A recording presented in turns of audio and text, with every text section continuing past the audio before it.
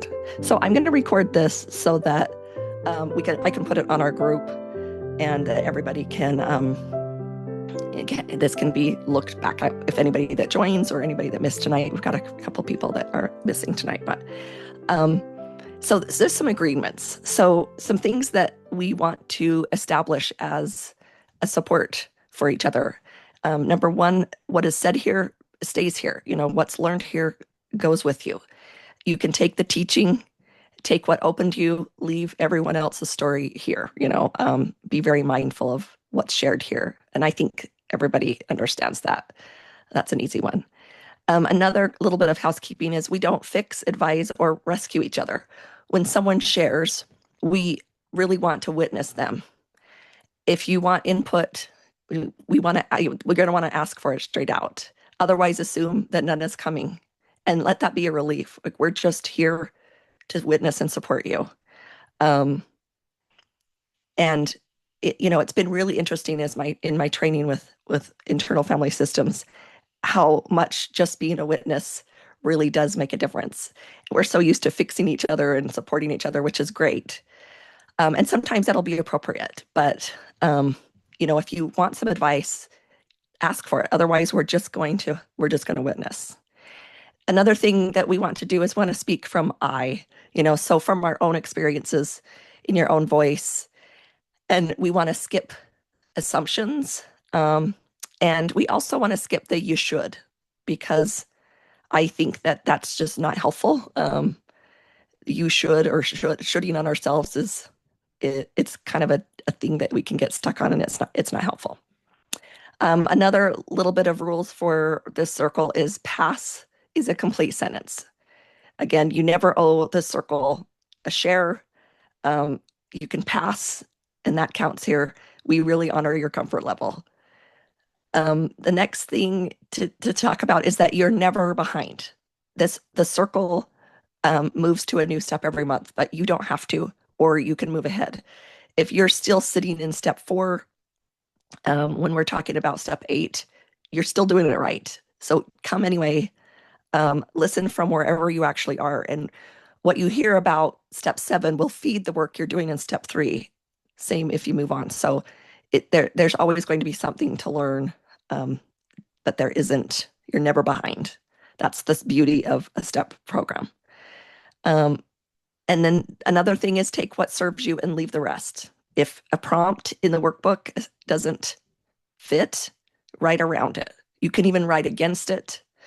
And the workbook can hold any disagreements you have, and so can I. And if I will notice what comes up inside myself, if it does bump against something, and that's still my work to do. And you'll see that in yourselves too. So another thing is take care of your nervous system before you take care of anyone else here or anything that we do tonight or in the future. If something opens too fast, you can close the book, you can walk away, you can turn off your camera, you can get up and walk away and come back. You don't have to owe us your composure. Listen to your body, and when you need a break, you can take a break. Your nervous system is the thing that we are going to follow, and everyone's got to be aware of their own, because we can't for each other. So take care of yourself. That's fine. And then lastly, this is a companion. It's not a real replacement for real support. Some of what comes up maybe shouldn't be carried alone. And maybe even some of it shouldn't be carried by this group. So if you find yourself in a place that feels too heavy, then I invite you to get professional help or support, or you can ask me and I will help you find it. And all of these are posted in our private group so that any newcomers can understand, and it'll be recorded, these housekeeping bits, the agreements that we want to start with. And in that group, everything lives there between the gatherings. The teachings, the recordings, the notes, they'll just go into our group and you can access them. And then when somebody joins, then they can start from step 1 and and see them from there. But everything will live in that group. I sent you the link to it. And oh, let's see. Can I put it in? I'm going to put it in the chat one more time. Um, let's see. This is the link to the group. It does want you to log in. So hopefully you've created a login for the Wholeness Network. And I'll show you at the end. I put it in the email, but I'll show you at the end how you can make it an icon right on your phone, and that's very easy to get to, and you never have to type in this whole long thing ever again. But it looks just like a Facebook group, but it sits outside of Facebook. I didn't want to do a Facebook group just because some people aren't on Facebook, and I can respect that. So this is just on the Wholeness Network website, and like I say, it does. You have the ability to invite people to the group, but it's it's not out there where anybody can see. It's private unless somebody is invited and accepts that invitation. So there's that. And like I say, at the end, we can walk through some how to get that icon on your phone so that it's just easy to get to. And, be on there when you have something that was hard for the day. Get on there. Let us support you. If there's something that you're proud of, do that too. Like really practice what it feels like to give and receive support. And so that's the group, a little bit about the group. The workbook, hopefully there's a copy in the group. There's a copy in the emails I've sent to you. When you're doing the work, whether, there's something about writing by hand. I know that it's easy to type, but something happens when a pen touches the paper and a keyboard just can't do it. And some pages are built to be copied or reused. So don't try to cram it all in one sheet. Or you can get your own journal and just use the workbook as prompts. All of that is fair. And I'll never check your homework. I'll never make you read anything from the workbook unless you choose to share. And so, and then lastly, we'll just, continue to, again, I'm going to repeat myself. Everybody can work at their own pace. Some are going to take longer than others, and all of it's allowed. So thank you for walking through that little bit of housekeeping. But before anything else, is there anything that anybody wants to add or say? And then we will get to the good stuff. I just want to make sure I'm not missing anybody. Okay.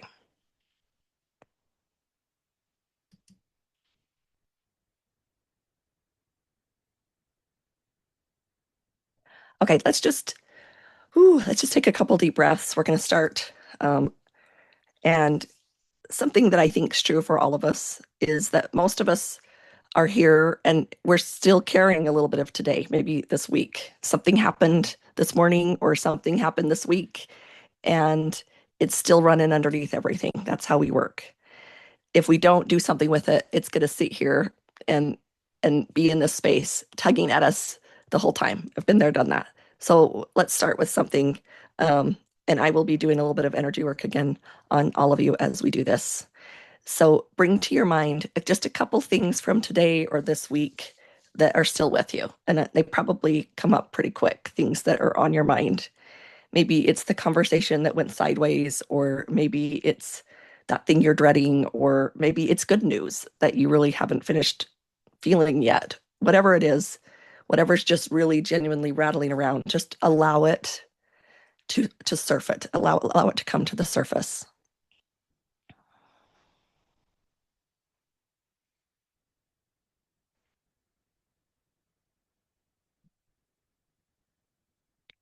So now let's just be with that for a minute. Like we're sitting next to it, and like you'd sit next to a friend who doesn't have to explain themselves. Like you're just going to notice that it's there and be aware of it. And we're not trying to solve this at all. We're not figuring out what it means or what it's asking of us. We're just being present with this. And I'm just going to be quiet for just a minute while I do a little bit of work.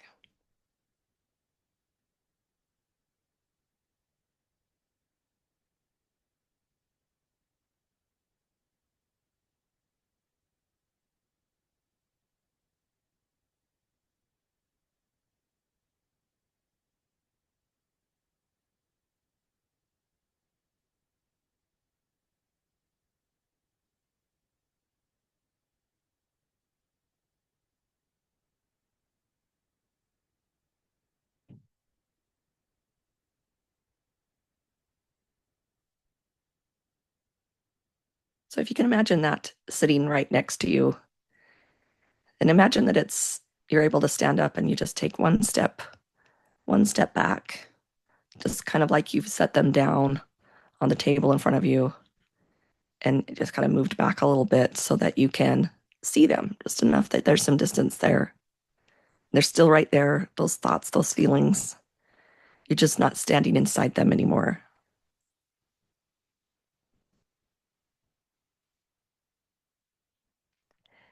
And we're here to just gently set them aside. And we want to make them a promise that if one of them needs you, you're not going to, that you are going to go back to it. So either tonight when we're done, or tomorrow, or this week, we're going to return to them and spend time with them as if they are just a dear friend. And we don't want them to feel like they're getting abandoned. We're just asking them to wait. And a lot of times when we ask those parts of us to step back, they do. So you can say it inside yourself. You can say, I'm not leaving. I'll see you soon, but I'll be back. But can you just step back one more? It's best when I'm in charge. And I am is this self, our higher, the highest self, our in IFS they call it the big S self. But a lot of times I'll say higher self because that sometimes big S self doesn't sound like I'm saying big S self. So I want to just take one more breath, and now we're here.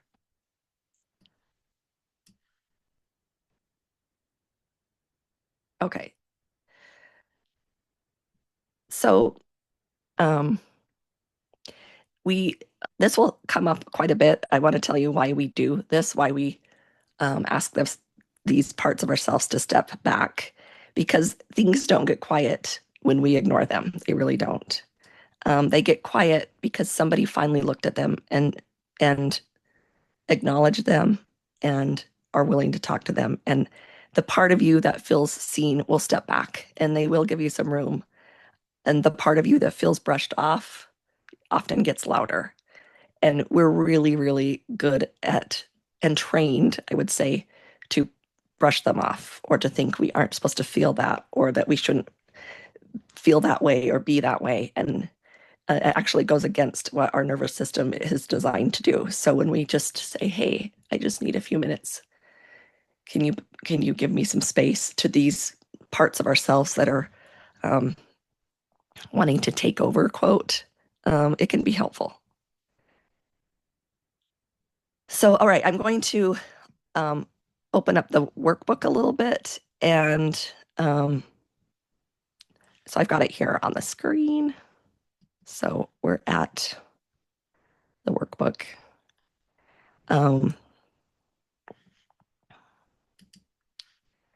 And first, I just want to say a little something about wholeness. Wholeness is because of the Wholeness Network. I've been using the word wholeness now for, I think, what, 7, 8 years, and it never gets old to me. Wholeness has a few key characteristics. Number one, it's unfragmented. So in wholeness, we're moving away from a divided or a compartmentalized sense of self. And this really is important. In fact, this last month or so, I've been really deep diving on this concept for myself. Um, uh, me and Monty have a podcast called Rupture Ever After, and we found out early on recording um, this. So I guess it's been longer than a month since we kind of recorded that episode, but it was like Monty had a story, I had a story that I knew. I told the story. I knew the story, but what happens is sometimes when things are difficult, we compartmentalize. So we put the story in one part of our brain and we put the feelings or the emotions or the sensations in our body in another part of our brain, and they are disconnected. And you can watch in the Wholeness Library. I just uploaded this last week a session that I was able to have for myself. And it was through Zoom. So we were able to record it. And I thought, I talked to the facilitator. I said, I think I'm going to put this in the library because I want people to see what a healing session can look like. And also the idea that, that this concept that it was like I knew the story of what had happened to me, or this story was about in my conception inside my mom's womb. I knew this story. I could tell the story. It wasn't like I discovered it in the healing session, but as she walked me through the sensations and asked me the questions in order for me to process um, what that was rather than just telling the story, it made all the difference. And so that's so that I gained more of my wholeness, even though that's an oxymoron because we are always whole and becoming whole. It's really a contradiction, but that's why I love it. I'm that type of person. Wholeness is not perfection. That's another thing. It's accepting life and yourself as you are rather than trying to fix every flaw.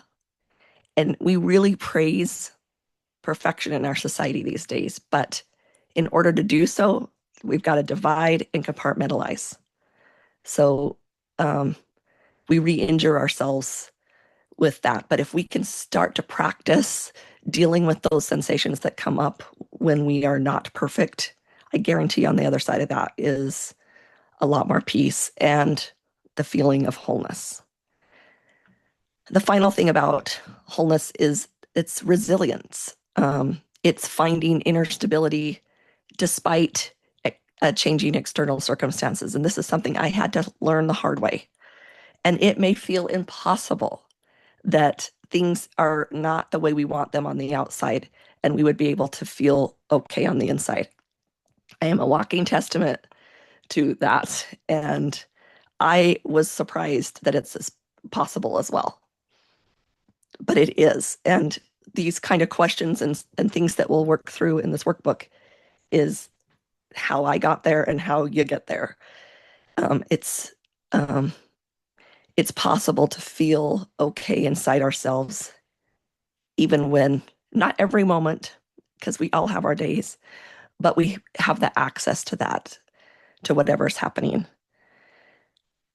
So there's a lot of in the book or in this workbook, there's a whole lot to look through about what this healing circle is, how to use the workbook, and if you're in crisis right now. But and then there's a little bit, I'm not going to read everything in here, but I did want to talk a little bit about the steps because I think it's an interesting story. So in 1935, so we're looking at almost 100 years ago now, like we're coming up on 100 years ago, Bill W. founded the Alcoholics Anonymous after years of the alcohol affecting his health and his family and his career.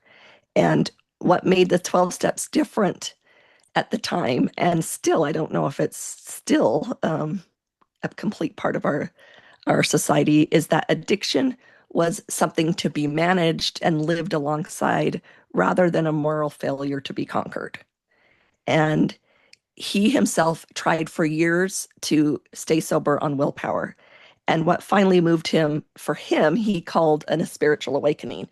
And so that became the whole goal of his 12 steps. And when you read, you can Google the steps. They're very much spiritually based.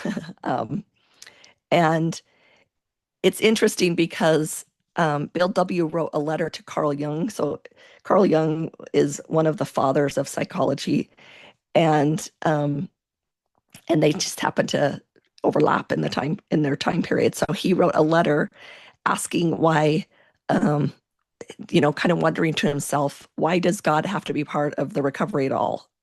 And Jung wrote back and pointed out, this was his observation, that the Latin word for alcohol is spiritus, and the same word used for the highest religious experience. And so for, the same thing for that as the most depraving poison. And his formula was spiritus contra spiritum, which is spirit against spirit. And so these 11 steps are influenced by that 12 steps.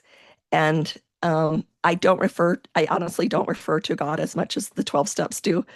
And for some of you, this is going to be a tricky relationship. And I understand that. And I think you'll be interested in how we will do that differently here. Um, and so hold with me, stay with me. But most of us aren't working a program for addiction. I mean, maybe that is. Maybe there's something you want to change. Maybe it's just wanting to understand yourself more. But really, every one of us is managing our life somehow. And we're trying to get from one place to another. And the only way anybody has actually ever done that was one step at a time. So these 11 steps take what's underneath those 12 steps and they really add something to it. They add knowing yourself, that big S self. They add knowing your inner child. They work through the mental, the emotional, the physical, and spiritual because all of those actually need care. They need their own nourishment and your way of nourishing, being nourished. Um, they include your wants and your needs, and all four of those need to be seen. When I bought that book in 2020, the book, The Codependent No More, really how I worked through that book was the word I would use right now, just for simplifying it, was that I was an empath, and I think a lot of us that are empaths, can become codependent. Um, that's how I was because in managing my own discomfort, I'm managing everyone else's so that I can have my peace. And so taking care of everyone else was a necessity for feeling well inside myself. But um, that, although that's very easy for a lot of us to do, um, we can take on the energy of the room to really free ourselves. But that is a trap.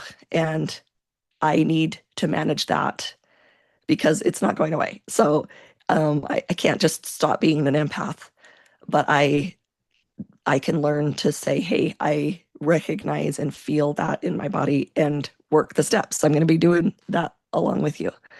Um, and really, there's a couple things in this workbook that were important to me. Um, if you look at how the steps are written, every one of them, I really was important that I said we, that's on purpose because it really means that we're not doing this alone. And it means that you're part of the whole creation and you can reach into that and you can take what's yours. And then every one of them is said in the past tense. And um, we didn't like, when I threw it through, I wrote this in 2020, this workbook in 2020, but over the last few months, ran it through AI. Did not like that I was changing up the past tense. Didn't really think that was appropriate, but it was important for me to keep that because, it says we opened our eyes or we surrendered. We haven't done it yet, but writing it that way is an intention. People that are good at manifesting say that they act and feel as if it has come true. And that was what I wanted because when we say that, we're saying we believe we can.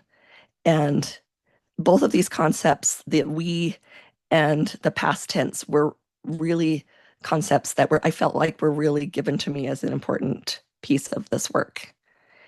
And lastly, 11, why 11? 11 is a master number. It's an angel number. It's karmic in numerology, and it's tied to spiritual awakening. And so that's not just some decoration.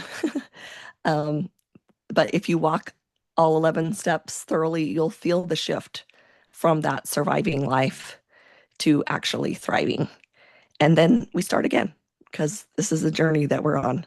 And, maybe we won't start again altogether, but it's something that I hope you can turn to every so often when you're like, I don't even know what's happening in my life. Start with the steps, just turn back to the steps and have it, address it from whatever situation you're at. So before we get to step one, we're going to go through the different steps. Let's see, where are we? Okay, here we go. Um, quickly, I'm just going to go through the steps. So there's kind of there's three or four different movements in these steps. And movement one is telling the truth. Steps one, two, and three. So we opened our eyes to the truth of where we began and surrendered. We allowed a higher power to walk with us and believed they can help us. We made a detailed inventory of our childhoods. We start by opening our eyes, not fixing anything yet. We just want to see clearly. And we also want to set down the fight because we got to see where we're at. And then we invite something larger than ourselves to walk beside us on our own terms and by our own understanding. And then we look back honestly at where we came from. So this first movement isn't glamorous, it's foundational work. The movement two is setting down what you've carried, steps 4, 5, and 6. So we spoke the truth of our wrongs and the wrongs of others and forgave ourselves and got appropriately. This is almost identical to the 12 steps, but I want to emphasize that a lot of times we will hierarchy our wrongs above what others' wrongs are. And I really hope that this step puts those into a different perspective to where they all um, are a piece of the same pie. One's not more important than the other. The next step, we learn to exchange fear for love. Then we learn to feel our real feelings. And step 4, it's really a big inventory and it moves in every direction. What we did, what was done to us, and what we hold against God. And again, once we do the other steps, that will be more comfortable. That will be more appropriate. Step 5 is the exchange we can make over and over. So when we recognize our fears, then we can move into love. And there's a new video in the library by Marie Manucheri about intuition versus resistance. And I hear Marie, she's one of our guides, she often says that fear, she says it this way, fear isn't a real emotion. We fear that things will happen. And and but what a lot of times it's what could happen or what did happen. But in the middle of something that is scary, our body actually is experiencing something else. So we'll talk about that more when that step comes around because I think it's an important thing to explore. Step 6 is that one, people don't really expect it, but actually learning to feel our actual feelings. We want to feel them in the body, and we want to feel the one, not the managed versions that we're told we got to hand out. But I am I'm really surprised at how often um, the emotion I feel like I should have is different than the feeling I'm actually having. And and even if that's fear, actually acknowledging it and inviting it and inviting love to support it is crucial. So um, it's really interesting when we get to that step. It seems like it'll be easy, but I'm telling you, we we experience differently than we think we do. And I think it's empowering to really feel our real emotions, whatever those are, and we can hold those emotions in this circle. None of your emotions are too much. We can hold them. In that third movement, we're learning to listen. So we learn to listen to our bodies. We learned not to assume our thoughts were trustworthy. And then with prayer and meditation, we developed a personal relationship with God and angels, and as we understand them, and we receive communication from them. Um, this is 3 kinds of listening. First, the body, which has been telling you the truth your whole life, and even in those times you've overrode it. But we want to listen to that body first. Then the mind, where we learn that a thought showing up in your head does not necessarily make it true, and it doesn't necessarily make it yours. Those distinguishing factors are important. And then the divine. And this is a real two-way personal relationship where you don't only speak, but you receive. And notice the order. First, we learn to trust our body before we learn to question our thoughts. And you do both of those before you even try to hear what the heavens are saying. That's not accidental. That's on purpose. And it will be freeing to be able to learn how to do that for yourself. And then that movement 4 is that coming home. So steps 10 and 11. We made a detailed inventory of our successes and triumphs, and we allowed and accepted our wholeness. So step 10 is the inventory that, we almost never do, a full accounting of our victories, including the invisible ones. And I think there's 100. I ask for at least 100. And that might take a while for you to get to 100, but I know that 100 is only a piece of the pie of what you have, maybe not just accomplished, but who you are and the purpose you bring to the world, the support you bring. Um, those are accomplishments. Those are uh, victories. And so part of accepting who you are is accepting all the good that you are. Maybe you've got great hair. Maybe you've got, whatever it is. We're going to name it and own it. And when we get to that level, it's going to feel freeing. It's going to be really freeing. When we don't arrive at wholeness in step 11, what we really do is we just stop arguing against it. So um, again, you might be pulled to a later step, and that's normal. And I invite you to just note it and come back to the step. The steps really build upon each other.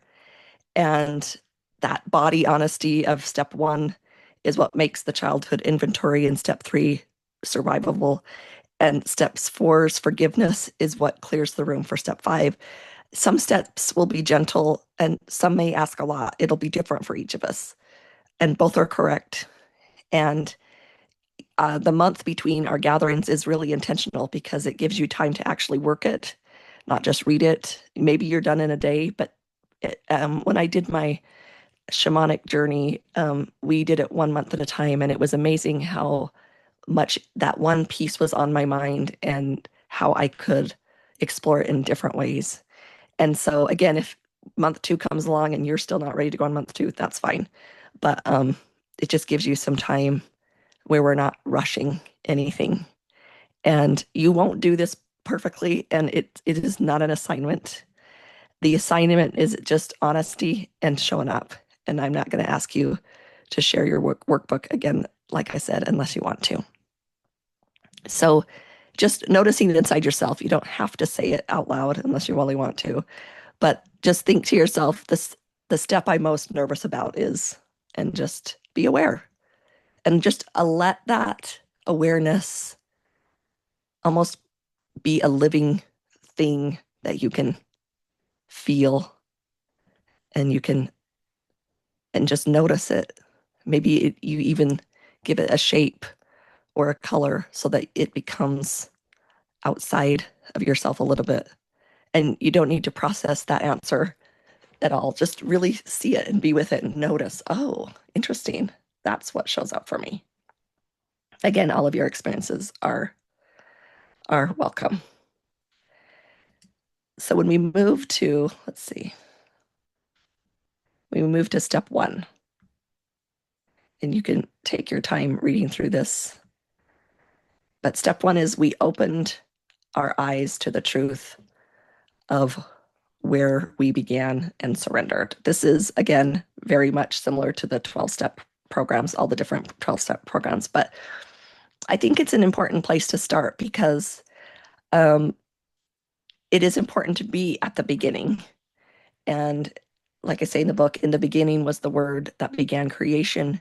In the beginning, the spark ignited the bang and there was light. And our own beginning is the perfect place to be. And, search and rescue teams, they'll give people advice like when you're lost. And they say, if you're lost, stop moving. Sit down, stay put, and make yourself findable. And really, when that happens, it sounds so simple, but when that shows up, when we are lost, everything in us wants the opposite. Our instinct might be to walk faster and farther, searching and looking. We want to go toward anything that might be a landmark. The instinct that instinct to move and to nervously walk or to search actually widens the search area and wears the body out and turns maybe a 2-hour rescue into a 2-day one. So ask anybody who does that kind of work. The people they find the fastest are the ones who just sat down. And I think a lot of us have been walking, we haven't been asking ourselves, we've been walking fast for years. And maybe we were walking towards something and maybe we weren't walking toward anything. Maybe we were walking away from something and we called it progress. All of that may be true, but this step one asks us to do something that might feel different. Maybe for some, like a failure, to just stop and sit down and look around and find out where you actually are. So when we opened our eyes to where we truly are, not where we wish to be or where we were, where we actually are right now, what is true for us. And the 4 questions, there's actually more than 4. The questions that come up in this step um, are based around what emotions are coming up for me most often, what thoughts run through my mind, what is my body trying to tell me, and how is my connection to others and to the higher power. We can just notice. And this is, again, not a time to fix or to linger in guilt or shame or worry. It is as if we separate our experience from who we are and simply look. And when we feel ourselves slip into identifying as those quote faults, whatever we feel like are imperfections, we notice, we just learn to notice and begin again. And remember that being at the beginning is a sacred place. And our measuring stick is changing, and we always err on the side of compassion. If we're looking at a map, it's useless without one thing on it, that here you are. You can have that whole territory drawn out in perfect detail, every road, every place you've ever wanted to get to, without the one dot or that one marker that says, here's where I'm at. You can't take a single useful step. So everything in this workbook is the map, and step 1 is that dot. There's a saying by, I don't know if I'm going to say this right, Anais Nin, and it explains why this step needs to go first. The quote is, "We don't see things as they are. We see them as we are." And I think that's true. Everything you notice across the next 10 steps gets filtered through whatever you're standing in right now. So we need to find out what that is. Again, there's no judgment at it, but it's really interesting when you start to answer these questions for yourself and think about it over more than a few minutes, where you really are. And we can, in the book, it talks about we can begin to notice where and how we've been in denial of our truth, and what actions supported this denial, and what did we use as a distraction, and how did these denial tools, how did they work? Because at some level they do. Sometimes we all have them, we all do it, and sometimes, a lot of times, it's appropriate. We scroll on the phone, we buy stuff, we use a substance, whatever it is, those are useful because they take away what's really happening that's painful. And so they're a denial tool. And like I say, sometimes necessary. But when we start to understand what we're using for that, by noticing it, by saying, oh, that's what that's for. And then knowing that denial isn't a character flaw. It's survival. It got us through childhood, or it got somebody through a marriage. It's let somebody function. It lets us function in days when we shouldn't be functioning. So it's helpful. And so we don't shame those things that save us or saved us. We just notice, maybe do we need them anymore? Or maybe Maybe it's time to set that down. Um, Carl Jung said, we cannot change anything until we accept it.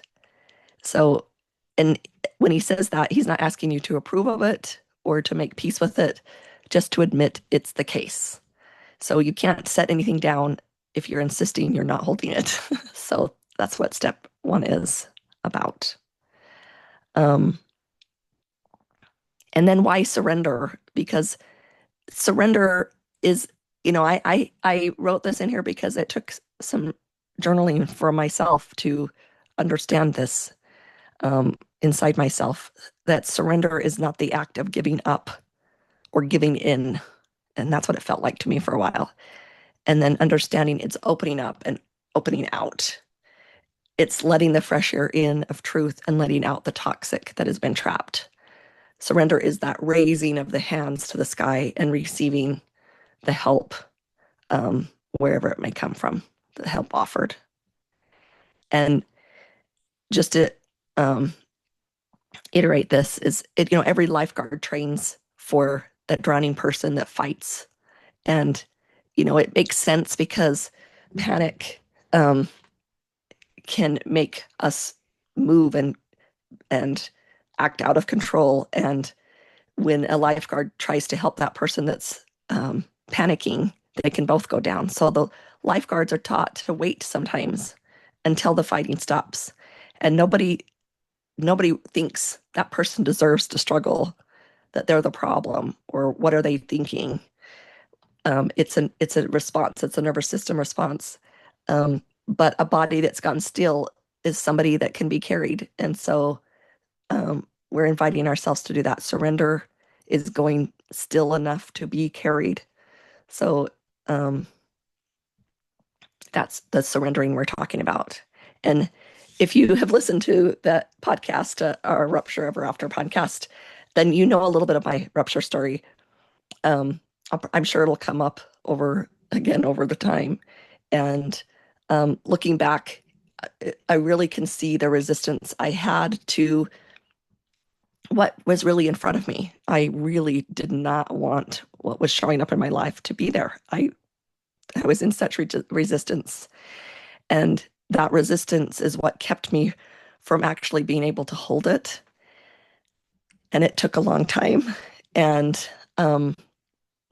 it was difficult. And we had an event for the Wholeness Network. Our first live event was I had listened to an Oprah podcast, and the guest on there was an author named William Paul Young, and he wrote the book The Shack, and they've made a movie out of it. And I listened to it, I think, 3 times in one day because I was so moved by that interview. And I reached out on Facebook to Willie. I found, and I just said, "Hey, would you come and speak at our event by chance?" I don't know what I was thinking. And he wrote back and he said, "Yes, I will." And so he did. He came out here and spoke, and it was quite amazing. And so we were able to interview him, and then he came in and spoke. So the night before, I was driving him to his hotel, and he said, "I want to teach you something." So his story, The Shack, is very Christian based, and that's something that's valuable to him.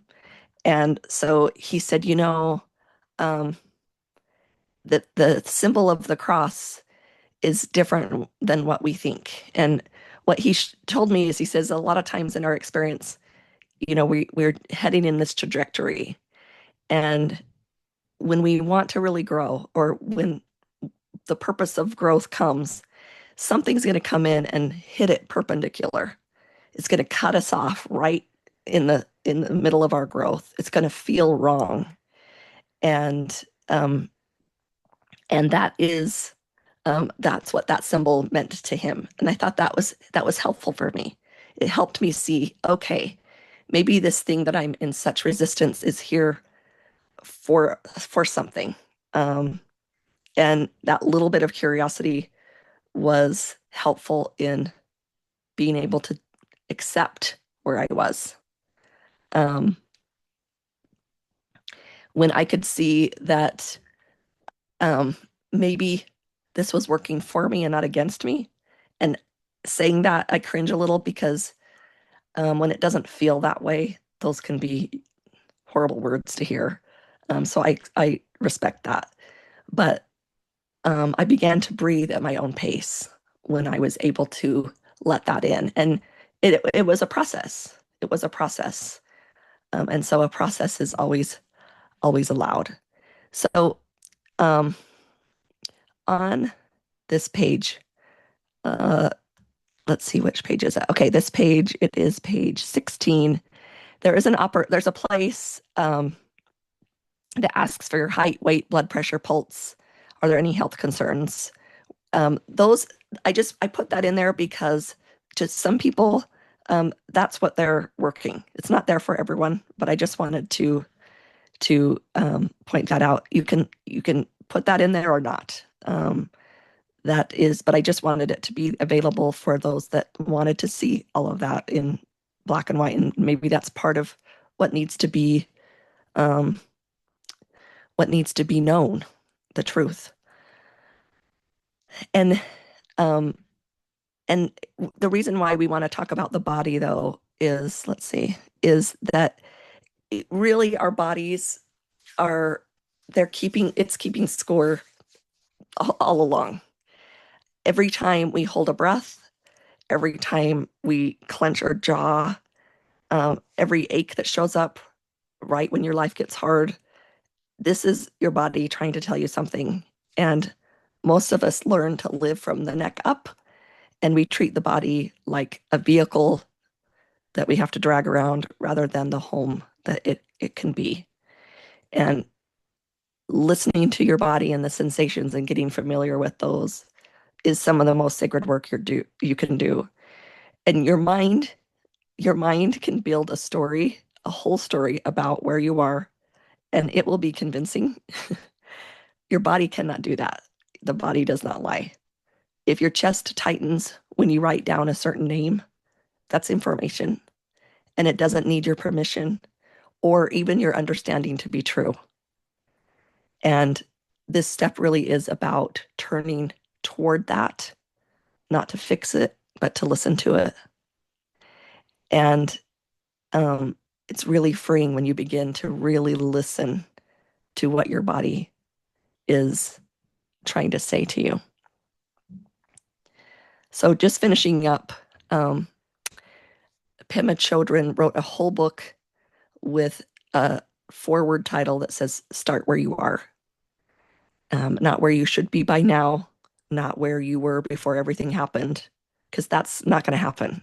I wanted that. I wanted to go back to the way it was. It's not going to happen. This is an invitation on some level. And if it doesn't feel good yet, that's fair. But that's why we're walking together to get there, to where that arrives, where that feels true in the body. But we don't need to fake it. We'll arrive there. And we don't want to figure out where we want to be. And we're just going to make ourselves be where we want to be. We really want to start with this step where we really are. And it turns out that that's the only place any of us has been able to really start from. But we don't give ourselves that too often. Where there's a lot of shoulds that we do. We've got a few minutes to answer questions, and as you're thinking about that, oh, sorry, buddy. As you're thinking about that, this morning as I was doing my journal, I asked, and this is something I'll teach you to do, and I know you'll be able to do it. I asked for a message for the group tonight, and this was the message that I got. It says, now this comes through my language, so I know I love a little bit about astrology, so this makes sense to astrology, but the message was, just as the stars align and create magic, we are aligned. Each of you is a star, the center of a galaxy, or at least that important, and full of light. Shine. Magic happens with the alignment. The place you want to be already exists. Now align to it. Tune in. resonate with it. That is the work. Um, so in astrology, I love, you know, when I got my astrology chart done when I was when I didn't know what that meant. And I I was really surprised at the support it gave me. It really, what the astrologist says, what happened in this year? What happened this year? Was that a hard year for you?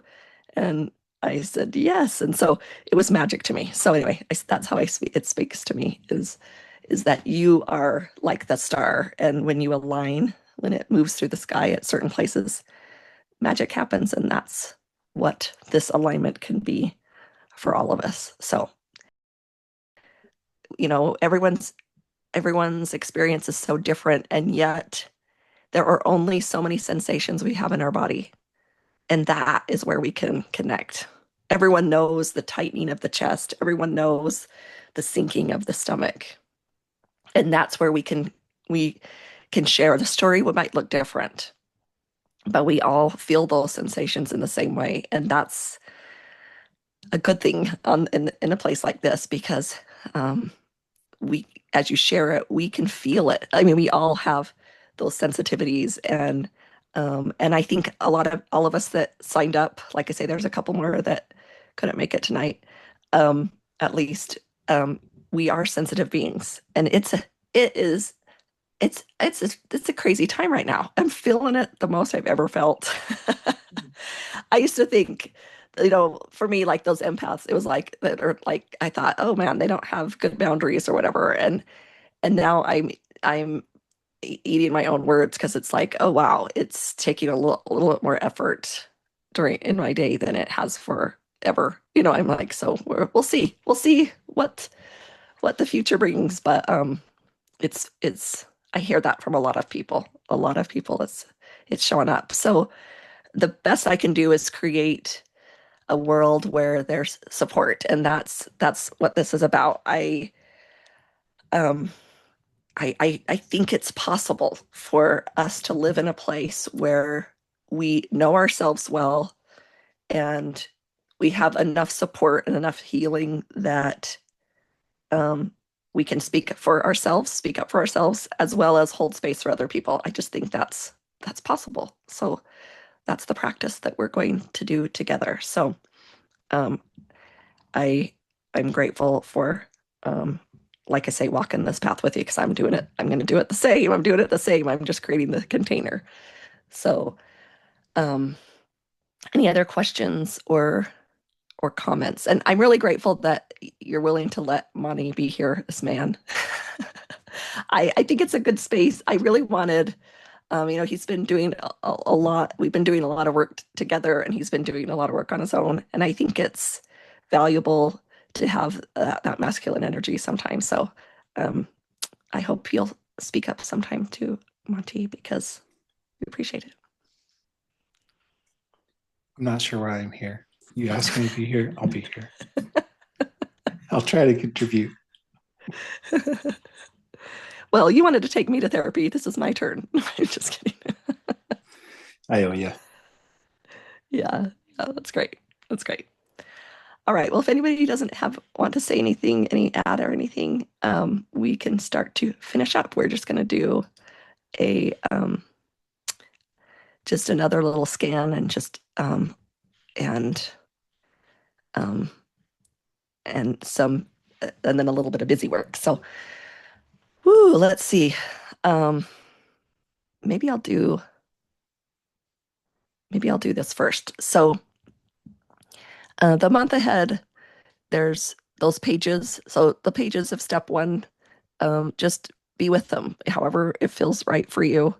Um, there's that physical form page, there's connection page, and like I say, fill in what feels right and useful. And if this step especially opens up something big, you can close the book, you can walk, you can rest, you can call somebody. You don't need to push yourself, and notice if that's how it feels. That's really good information. And then we can support each other again in that online group. And um, so with the library, I put this in the account, but for this first round, I wanted to let everybody have a membership to the library because I'm probably going to refer to those sometimes. And I feel like I wanted to do that. I don't know if I'll do that for everybody that comes into the group, but it's meaningful right now for me. So your account, it already exists. You probably got some kind of an email from the Wholeness Network saying you got this plan, and it might have like startled some of you, but you don't have to pay for it. Um, it's all done.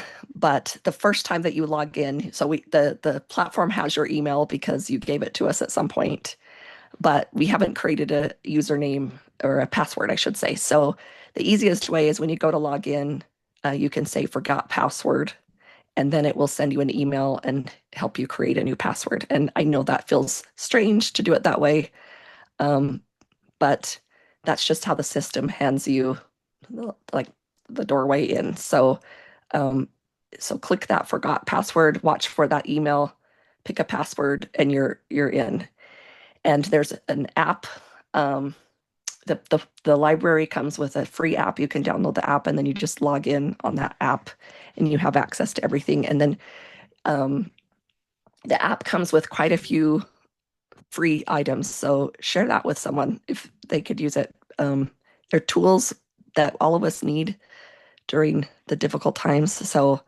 And so if that fixing the password doesn't fit or doesn't work for some reason, you can message me and don't give up. It's not that you're not able, there's something that makes sense. Technology just has its little tricksters sometimes. Um, but it should be good to go. And then um, I I said this in the email, but you can turn the group into an icon on your home screen on your phone so that you don't have to go to the browser all the time. And um, there's in the iPhone, if you're on iPhone, you have to open that link in Safari. And then, so if you go to that link, open it in Safari, and then there's a share button at the bottom of the screen with the square with the arrow.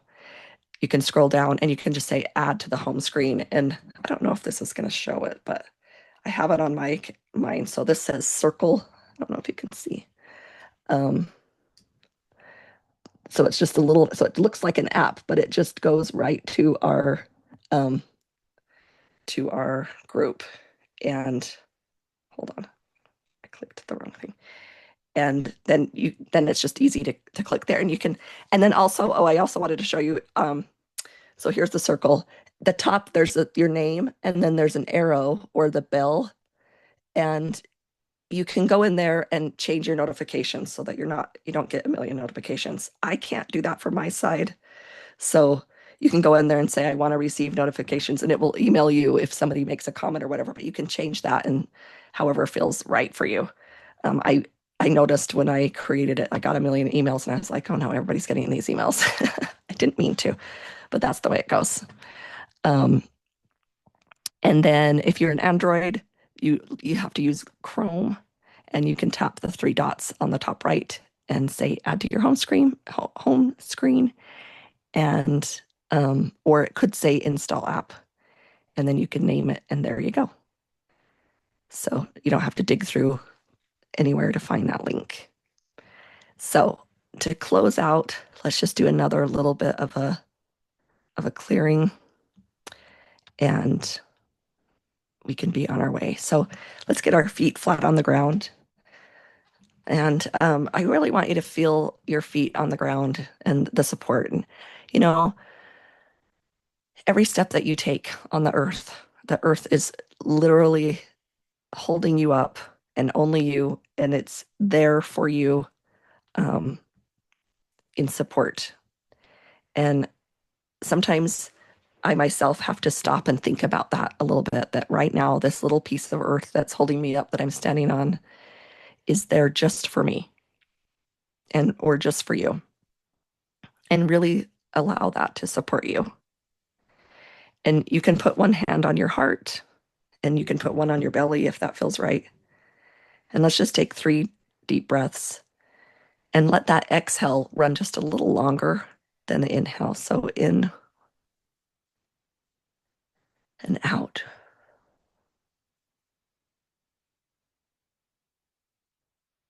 In,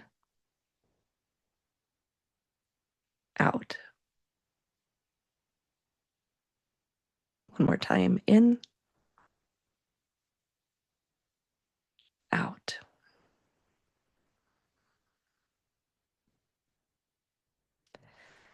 As we close out tonight, just move your attention very slowly, starting at the top of your head, moving down toward your feet. Just let that acknowledgement, noticing, moving that energy down your body. We're not going to search for anything, but we're not going to fix anything. We're just visiting down to our eyes, our ears, down to our neck. And if anywhere asks for your attention, you can stop there and say, what do you need? Is there anything you need from me?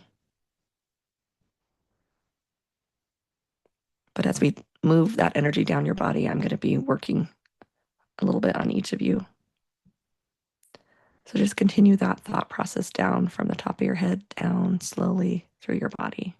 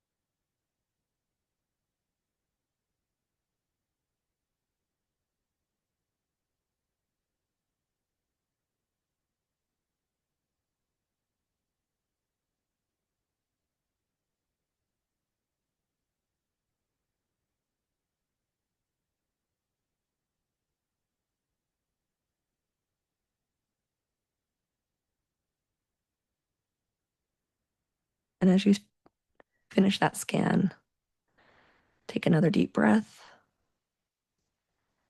If there was any pieces of you or parts of you or spaces in your body where you felt something, you can notice where it's at, write it down, label it however it wants to be labeled.